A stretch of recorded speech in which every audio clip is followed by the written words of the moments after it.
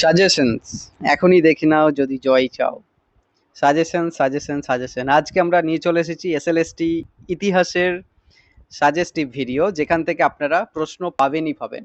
যারা এতদিন প্রিপারেশন নিচ্ছেন এই টপিকগুলো অবশ্যই ঝালিয়ে নেওয়ার চেষ্টা করবেন, আর যারা নতুন শুরু করছেন তারা এই টপিকগুলো অন্তত পড়ে যাবেন, তাহলে কিন্তু আপনারা অন্তত কিছু প্রশ্ন কমন পাবেন।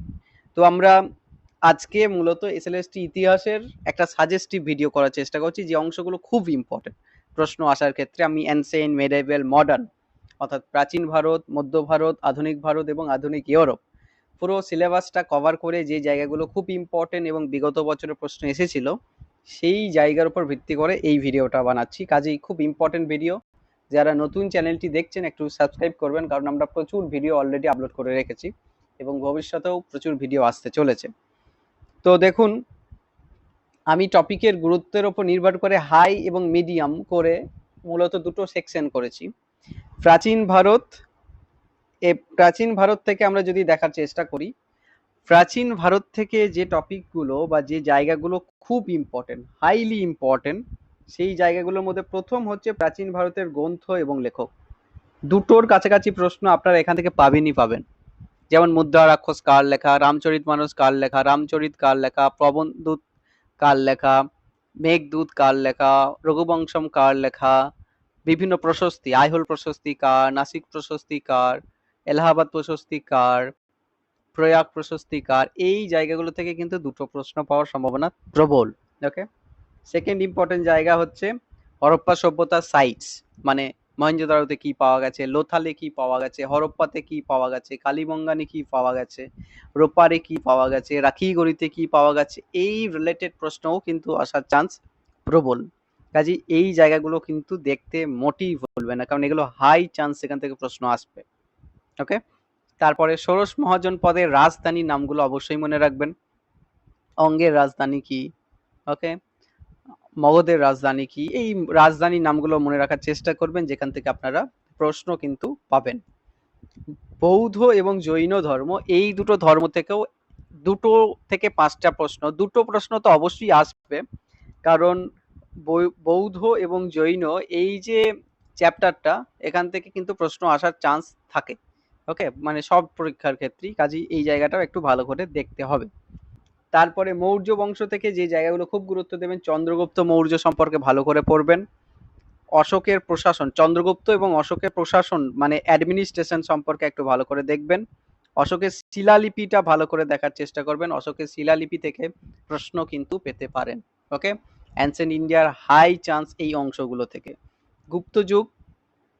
গুপ্ত যুগের বিভিন্ন শাসকদের কন্ট্রিবিউশন, শাসকদের কোন রাজার বিরুদ্ধে কারা জিতছে, এই জায়গাগুলো বিশেষ করে সমুদ্রগুপ্তকে একটু ভালো করে দেখে যাবেন। এবং গুপ্ত যুগের সবচেয়ে ইম্পর্টেন্ট জায়গা হচ্ছে সাহিত্য এবং বিজ্ঞান। আর্যভট্ট, বরাহমিহির, কালিদাস, এই নামগুলো থেকে কিন্তু প্রশ্ন আসছে এবং আসার চান্স বিশাল।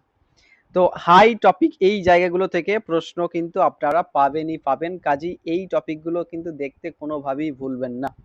এবং এর সাথে আর একটা বিষয় এখানে বাদ চলে গেছে, সেটা হচ্ছে অ্যানসেন্ট ইন্ডিয়া থেকেই, যে সেটা হচ্ছে পাল এবং সেন। যেহেতু সিলেবাসে আলাদা করে বাংলার ইতিহাসকে গুরুত্ব দেওয়া হয়েছে, পাল এবং সেন থেকে দুটো থেকে তিনটে প্রশ্ন কিন্তু পাবেন। পাল এবং সেন ডাইনাস্টিকে কিন্তু ভুলে গেলে চলবে না, কারণ এখান থেকেও প্রশ্ন আসবে। মিডিয়াম চান্স বৈদিক যুগ, সভা সমিতি, তারপরে মৌর্য যুগের অন্যান্য সংস্কৃতি ইত্যাদি, এই জায়গাগুলো একটু মিডিয়াম চান্স, কিন্তু হাই চান্স হচ্ছে এই জায়গাগুলো। এই অংশগুলোর উপর আমরা প্রচুর ভিডিও অলরেডি আপলোড করে রেখেছি, যারা দেখেননি অবশ্যই দেখে নিতে ভুলবেন না, কারণ আমরা 10টা মডেল প্রশ্ন, প্রায় 6টা ব্ল্যাকবোর্ড সিরিজ, এখানে 200 প্রশ্ন, টপিক ভিত্তিক প্রচুর ভিডিও আপলোড করেছি, কাজে ওগুলো একটু দেখে নেবেন। আচ্ছা, এরপরে আসছি মেডাইভাল ইন্ডিয়া, অর্থাৎ মধ্যযুগের ভারত, যেখান থেকে আপনারা প্রশ্ন পাবেন সাজেস্টিভ হিসাবে। তো আপনারা যদি বলার চেষ্টা করেন যে জায়গাগুলো খুব ইম্পর্টেন্ট, তার মধ্যে একটা হচ্ছে আলাউদ্দিন খলজি, সুলতানি থেকে আলাউদ্দিন খলজি। অবশ্যই প্রত্যেকটা জায়গাতেই সোর্সেস তো ইম্পর্টেন্ট বটেই, সোর্সেস মানে উপাদান। উপাদান থেকে কিন্তু প্রশ্ন আসবে। মিনহাজ উদ্দিন সিরাজের লেখা বইটির নাম কি, তারিখি আলাই কার লেখা, আইনি আকবরী কার লেখা, এই যে বইগুলোর নাম, এই বইগুলোর নাম থেকে কিন্তু আপনারা প্রশ্ন পাবেন। ওকে, ফতোয়া ই জাহানদারি কার লেখা, অর্ধকথন কার লেখা, এই জায়গাগুলো কিন্তু দেখতে হবে। বইয়ের নাম থেকে প্রশ্ন পাবেনই পাবেন। এবং আরো ইম্পর্টেন্ট যে জায়গাগুলো, তার মধ্যে আলাউদ্দিন খলজির বাজার দর এবং সামরিক ব্যবস্থা, দাগ চেহারা, বাজার দরে দেওয়ানি, রিয়াসাত, মান্ডি, এই ব্যাপারগুলো একটু দেখে নিতে হবে, কারণ প্রশ্ন আসছে এবং আসার চান্স বিশাল। ফিরোজ শাহ তুগলকের জনকল্যাণমূলক যে কাজ, ফিরোজ শাহ তুগলক প্রচুর ট্যাঙ্ক, খাল খনন করছে, তারপরে দেওয়ানি খয়রাতি প্রতিষ্ঠা করছেন, তার প্রশাসনে যে পরিবর্তনগুলো আনছেন সেই জায়গাটা একটু গুরুত্ব দেওয়ার চেষ্টা করবেন। আচ্ছা, ৩ মুঘল জায়গা থেকে আকবর এবং ঔরঙ্গজেবকে ভালো করে দেখবেন। আকবর থেকে একটা থেকে দুটো প্রশ্ন পাবেনই পাবেন। ঔরঙ্গজেবও ঠিক একইভাবে ইম্পর্টেন্ট একটা জায়গা যেখান থেকে প্রশ্ন আসে। সুলতানি আর্কিটেকচার থেকে প্রশ্ন কম এলেও মুঘল আর্কিটেকচার থেকে কিন্তু প্রশ্ন বিশাল আসে। মুঘল আর্কিটেকচার, মুঘল পেইন্টিং, তাই মুঘল স্থাপত্য, চিত্রকলা, এই জায়গাগুলো একটু দেখতে হবে। ওকে, এছাড়া ইলতুৎমিশ, বলবান, এগুলোকে মিডিয়াম টপিকের মধ্যে আমি বলছি। আর মোহাম্মদ বিন তুগলক, তার যে সংস্কারগুলো, টোকেন কারেন্সি, রাজধানী পরিবর্তন, এইগুলো একটু দেখে নেবেন। সুফি ভক্তি থেকে আপনারা একটা থেকে দুটো প্রশ্ন পেতে পারেন, সুফি এবং ভক্তি আন্দোলন থেকে। যে জায়গাগুলো মেডাইভেল থেকে খুব ইম্পর্টেন্ট, তার মধ্যে আলাউদ্দিন খলজি, মোহাম্মদ বিন তুগলক, ফিরোজ শাহ তুগলক, আকবর, শাহজাহান, ঔরঙ্গজেব, এই ছজনের রোল, কন্ট্রিবিউশন বা তাদের রাজত্বের ঘটনাগুলো মাস্ট রিড, মাস্ট মানে ওয়াচ একটা জায়গা, যে জায়গাগুলো কিন্তু কোনোভাবেই মিস করা চলবে না। ওকে, তো বন্ধুরা এই জায়গাগুলো কিন্তু খেয়াল রাখার চেষ্টা করবেন, যেগুলো খুব ইম্পর্টেন্ট। আচ্ছা, মডার্ন ইন্ডিয়া থেকে যে জায়গাগুলো খুব ইম্পর্টেন্ট, তার মধ্যে অবশ্যই পলাশী এবং বক্সার যুদ্ধ ইম্পর্টেন্ট, কারণ বাংলায় পরীক্ষা দিচ্ছেন, এসএলএসটি ওয়েস্ট বেঙ্গল টিচার হওয়ার জন্য আপনারা পরীক্ষা দিচ্ছেন, কাজেই পলাশী বক্সার যুদ্ধ ভালো করে দেখতে হবে। ওকে, তারপরে ইম্পর্টেন্ট হচ্ছে গভর্নর জেনারেল, ভাইসরয়, যেখান থেকে আপনারা 2 থেকে 3টে প্রশ্ন পেতে পারেন।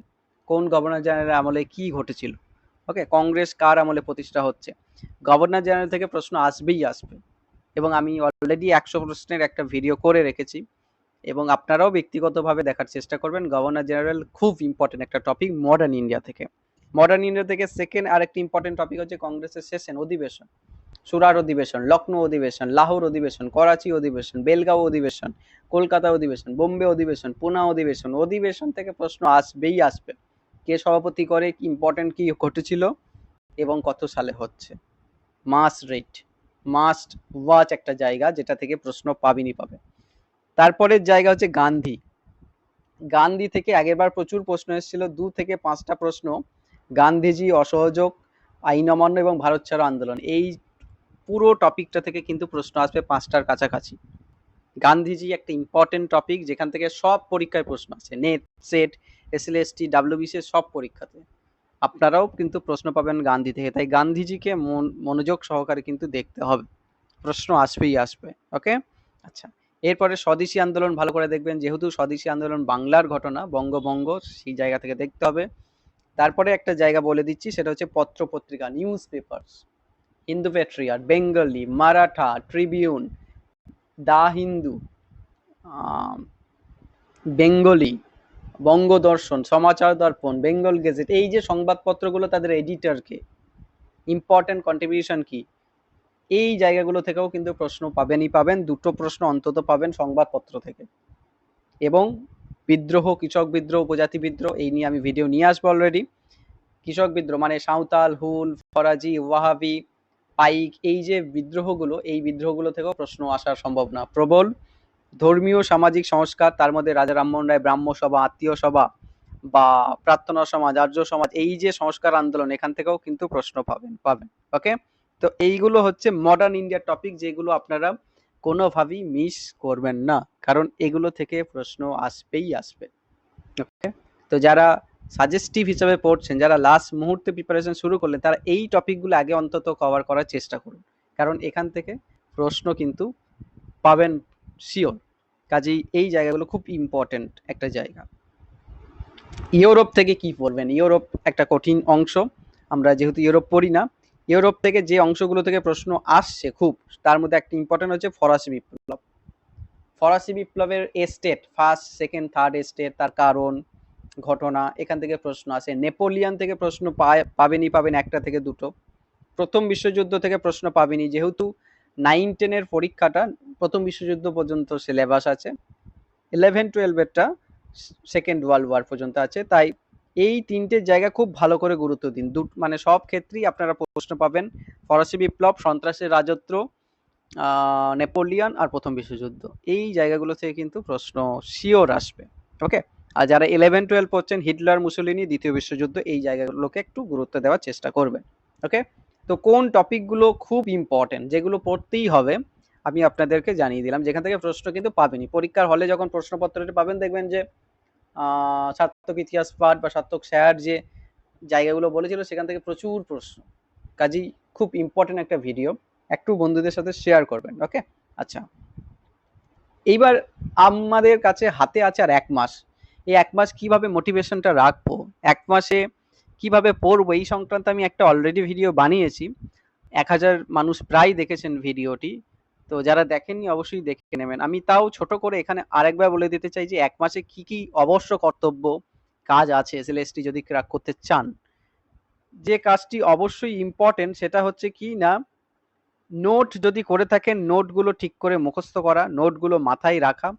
নোট করার দুটো টেকনিক আছে। নোট করার হচ্ছে, নোট মানে বইয়ে যা আছে সব পরপর লিখে দিলাম খাতায়, এরকম ভাবে কিন্তু নোট হয় না। নোট টেবিল আকারে, গ্রাফিক্স এঁকে বা পয়েন্ট করে, হ্যাঁ, টেবিল আকারে, টেবিল আকার বলতে এরকম টেবিল করে, গ্রাফিক্স এঁকে, গোল গ্রাফিক্স এঁকে আপনারা বিভিন্নভাবে নোট করতে হবে, নেমোনিক্স। ওকে, মানে মনে রাখার জন্য কিছু জিনিস বানাতে হবে, যেমন রাজার বউ পাটকাঠির মতো পাতলা, মানে হচ্ছে রাজগৃহ, বৈশালী, পাটলিপুত্র, কাশ্মীর, এই জায়গাগুলোতে বৌদ্ধ সঙ্গীতি হয়েছিল। বৌদ্ধ সঙ্গীতি কাদের আমলে হয়েছিল? একে অজাতশত্রু, কালাশোক, অশোক, কনিষ্ক। এইরকম শর্টকাট পদ্ধতিতে মনে রাখতে হবে, সেগুলো বানাতে হবে। ক্রোনোলজি মানে সাল, সেগুলো পর পর পর পর লিখে দেওয়ালে সাঁটিয়ে দিতে হবে, সেগুলো বারবার দেখতে হবে। বইয়ের নাম দেওয়ালে সাঁটিয়ে দিতে হবে, সেগুলো বারবার দেখতে হবে। বইয়ের নাম নিয়ে আমি প্রচুর ভিডিও করেছি, অ্যানসেন্ট, মেডাইভেল, মডার্ন, ইউরোপ, সব ভিডিও দেখবেন অলরেডি করা আছে। ওকে, বইয়ের নাম, সাল এবং টার্মস। টার্মস মানে শব্দ, যেমন বৃষ্টি মানে কি, অগ্রহার মানে কি, তারপরে মাদাদি মাস মানে কি, ইনাম মানে কি, হ্যাঁ, নায়ক মানে কি, রায়ত মানে কি, এই যে টার্মগুলো এর মানে কি, এগুলো কিন্তু প্রশ্নের আসার চান্স বিশাল। কাজেই এই জায়গাগুলো একটু আপনাদের দেখতে হবে। এই 1 মাসে কি করবেন, এই 1 মাসে যেটা করতে হবে, দেখুন আমি খুব কয়েকটা সিম্পল ট্রিক্স আমি বলে দিচ্ছি। টাইম লাইন, ইয়ার মানে ক্রোনোলজি, সালকে খুব গুরুত্ব দেওয়ার চেষ্টা করুন। বইগুলোকে গুরুত্ব দেওয়ার চেষ্টা করুন, সোর্স বা বই, উপাদান বা বইপত্র। শব্দপঞ্জি বা টার্মসকে গুরুত্ব দিন। অ্যাক্টস, ল এবং নিউজ পেপারগুলোকে গুরুত্ব দিন, এবং ইম্পর্টেন্ট পার্সোনালিটি ভারতীয় ইতিহাসে যারা, তাদের থেকেও প্রশ্ন আসছে। ওকে, যেমন অশোক, আকবর, গান্ধীজি, এই জায়গাগুলো থেকে প্রশ্ন আসবেই আসবে। কাজে এগুলো ইম্পর্টেন্ট একটা জায়গা। এবং একটা খুব সাধারণ একটা ট্রিক্স আপনাদের বলে দিচ্ছি, যেটা খুব কাজে লাগবে, খুব হেল্প করবে। আপনার পরীক্ষার হলে গিয়ে বলবেন যে না, এটা আমাকে বিশাল হেল্প করেছে। সেটা হচ্ছে কি, আজ থেকে, এই ভিডিওটা দেখার পর থেকে আপনারা চেষ্টা করুন রোজ 200 করে এমসিকিউ দেখার। প্রত্যেকদিন 200 করে এমসিকিউ অন্তত দেখার।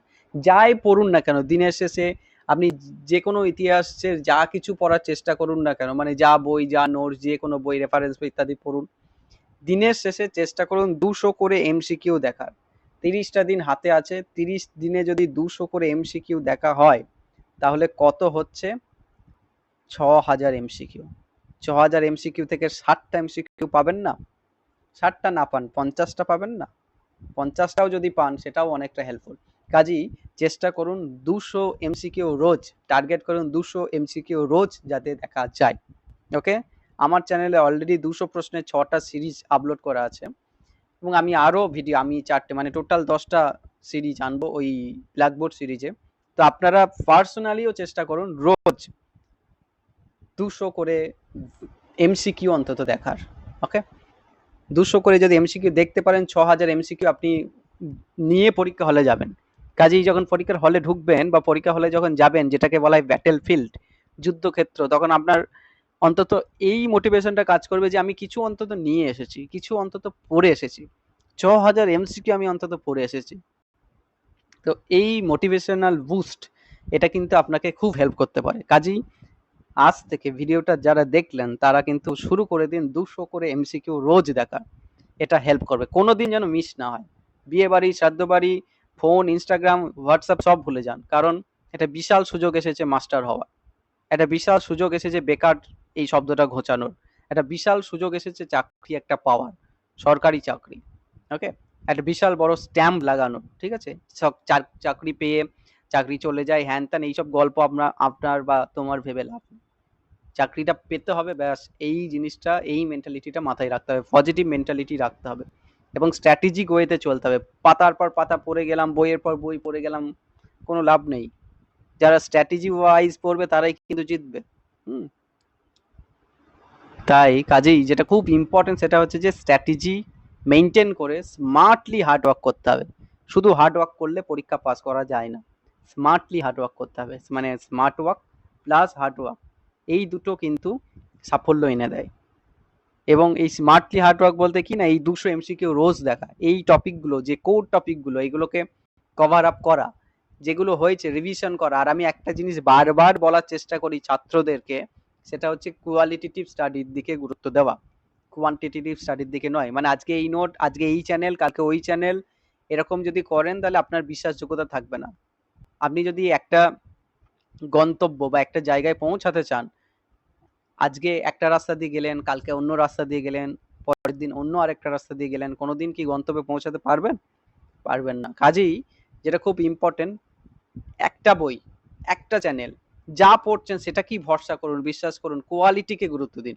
একই জিনিস বারবার দেখুন, 10টা জিনিস একবার করে দেখাচ্ছে কি, একটা জিনিস 10 বার দেখলে আপনার সেটা বেশি হেল্প করবে। তো ঠিক আছে বন্ধুরা, অনেক ইম্পর্টেন্ট ট্রিক্স দিয়ে দিলাম। যে ট্রিক্সটা সবচেয়ে ইম্পর্টেন্ট সেটা হচ্ছে 200 এমসিকিউ রোজ দেখুন, দেখবেন আপনার জীবনে অনেক অনেক অনেক কিন্তু মোটিভেশন অটোমেটিক্যালি চলে আসবে। কারণ পরীক্ষার হলে যেদিন যাবেন মনে হবে যে আমি কিছু পড়ে এসেছি, অন্তত 6000 এমসিকিউ পড়ে এসেছি, আর কিছু না পড়ে আসি। এই মোটিভেশনটা আপনাকে বাকি পরীক্ষার্থীদের থেকে অনেক এগিয়ে দেবে। আর এই টপিকগুলো তো অবশ্যই দেখতে হবে। তো আপনাদের জন্য খুব একটা ইম্পর্টেন্ট ভিডিও বানানোর চেষ্টা করলাম, আশা করি হেল্পফুল। তো কাজেই যাদের ভিডিওটা ভালো লাগবে একটু লাইক করবেন, শেয়ার করবেন, সাবস্ক্রাইব করবেন এবং কমেন্টেও জানাবেন, ঠিক আছে? তো থ্যাংক ইউ সো মাচ। আমরা আরও পরে আরও অনেক ইম্পর্টেন্ট ভিডিও নিয়ে আসবো। যারা টেলিগ্রামে যুক্ত নেন, সার্থক ইতিহাস পাঠ টেলিগ্রাম চ্যানেলে যুক্ত হয়ে যাবেন, ওখানে আপনারা অনেক ইম্পর্টেন্ট নোটিফিকেশন, অনেক ইম্পর্টেন্ট পিডিএফ পেয়ে যাবেন। তো আবারও সবাইকে ধন্যবাদ, সবার জন্য শুভেচ্ছা, সবার জন্য দোয়া, সবার জন্য প্রার্থনা, সবার জন্য prayers. Thank you so much.